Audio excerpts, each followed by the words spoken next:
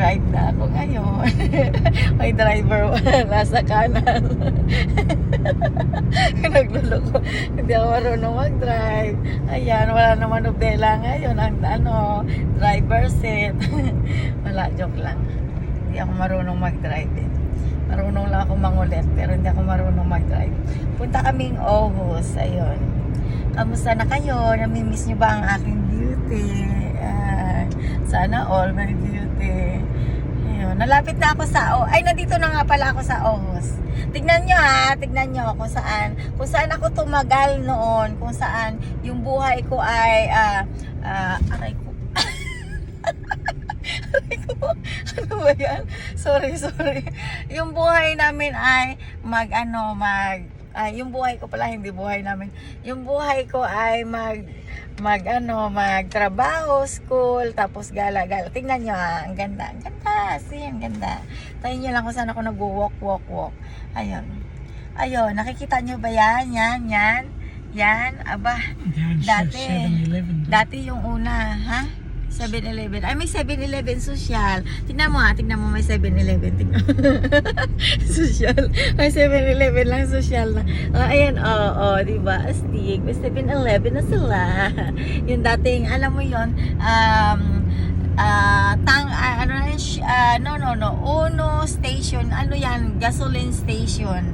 Ayun nga, Uno ang pangalan. Kasi dati, may laruan si Abing Card na Uno. Yun, naglalaro kami ng Uno card. Ngayon, ano na siya? Gas station. Astig, no? May ginawa ng 7-Eleven. Sana, may 7-Eleven. Ayun. Mamaya, pakita ko sa inyo kung gaano kaganda ang Aarhus. Kasi ganda ko, guys, promise. Alam mo ba kung bakit ako nag-enjoy sa Aarhus? Kasi nga, paglabas mo guys, shopping mall na, shopping center. O diba astig, yung mag-walk lang ako ng 10 minutes, nasa city na ako.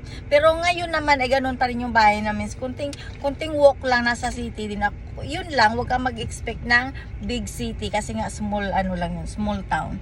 Pero kontento na ako kung saan ako ngayon. Kasi alam nyo kung bakit guys, may train, may bus, yun. Pero ngayon, nagdo-drive nga ako. Hindi ako nahawak ng manobela. Astig na. High-tech dito. High-tech lang yung naluloko sa inyo. Yun yung totoo. Ayun. Malapit. Papakita ko sa inyo kung gaano kaganda ang Denmark. Lalo na sa Copenhagen, guys. Magbilang kayo ng mga, bilangin yung mga buildings. Maleleto-leto kayo ba? Kung saan yung buildings kung saan kayo nakatira. Kung kay Lula Diday pa noon, tinatandaan niya yung, alam mo yung green na lagay ng garbage, yung container. Ayun. Kaya, kapag nakita niya daw yung lima ba yun? 5 container ng garbage, doon daw yung bahay ni Auntie Vivian, no? Diba?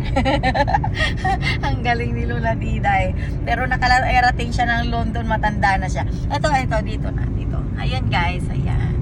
Dito na kami, malapit na kami. Ayun. Diba? Astig. Cool. Wala pa, mga puno pa lang ang nakikita nyo dyan. Habang nanonood kayo ng puno, tignan nyo na lang ang aking pagmumukha hanggang sa magsawa kayo sa aking pagmumukha, guys. At ngayon, nag-ayos ako.